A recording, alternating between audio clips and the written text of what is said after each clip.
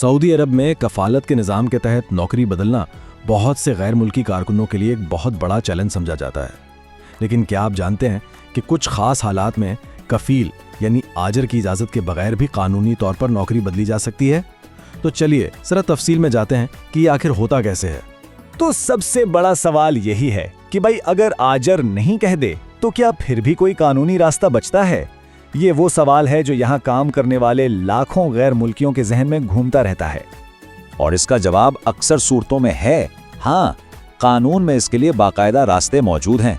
बस ये जानना बहुत ज़रूरी है कि किसी के हुकूक क्या हैं और ये पूरा सिस्टम काम कैसे करता है।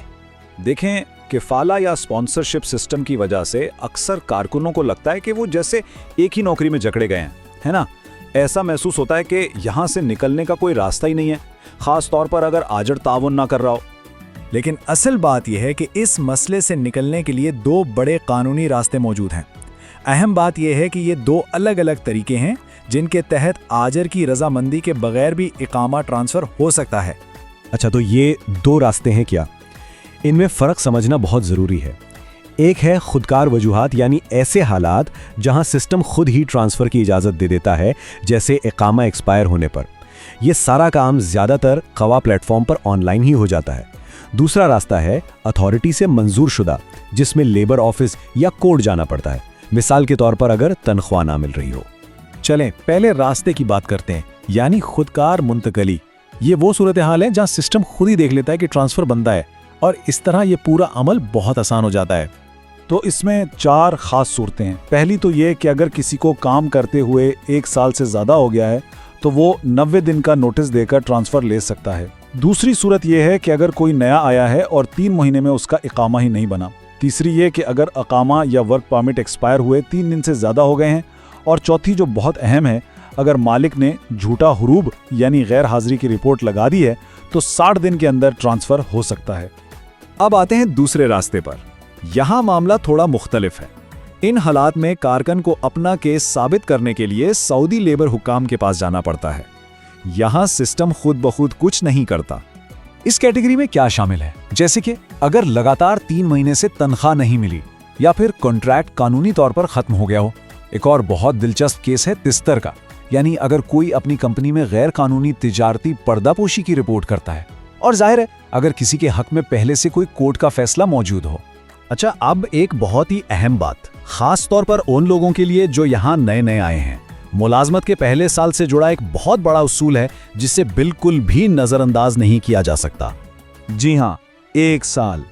ये बात जहन में बिठा लें कि सऊदी अरब में नए आने वाले किसी भी वर्कर को अपने पहले कफील के साथ कम से कम 1 साल तो काम करना ही पड़ता है।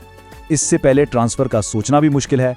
ये एक बहुत सख्त उसूल है और देखें, इसकी खिलाफ वर्जी के नताइज बहुत संगीन हो सकते हैं।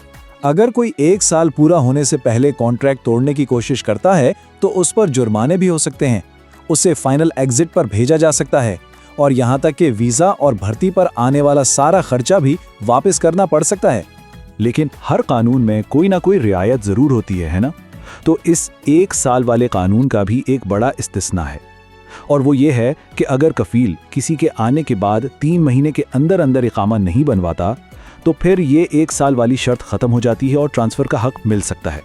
ठीक है, तो अब जब कानून समझ आ गया है तो ये देखते हैं कि अमली तौर पर करना क्या है और किन गलतियों से बचना है, क्योंकि अगला कदम जानना सबसे ज़रूरी है।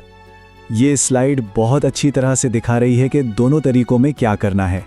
जो खुदकार ट्रांसफ़र है उसके लिए नया कफील सीधा कोवा प्लेटफॉर्म पर दरख्वास्त देता है और अक्सर तो उसी दिन मंजूरी भी मिल जाती है। लेकिन जो अथॉरिटी से मंजूर शुदा ट्रांसफ़र है उसके लिए नए कफील को सारे कागजात और कोर्ट का फैसला लेकर लेबर ऑफिस जाना पड़ता है।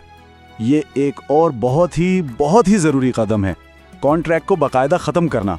ट्रांसफ़र की कार्रवाई शुरू करने से पहले ये काम लाजमी करना है, वरना पता है क्या होगा? कॉन्ट्रैक्ट खुद ब खुद रीन्यू हो जाएगा और सारी मेहनत ज़ाया। तो चलिए सारी बात को समेटते हैं। सबसे पहले ट्रांसफ़र की शराइत को अच्छी तरह जान लें। खास तौर पर नए आने वालों के लिए 1 साल का असूल बहुत अहम है।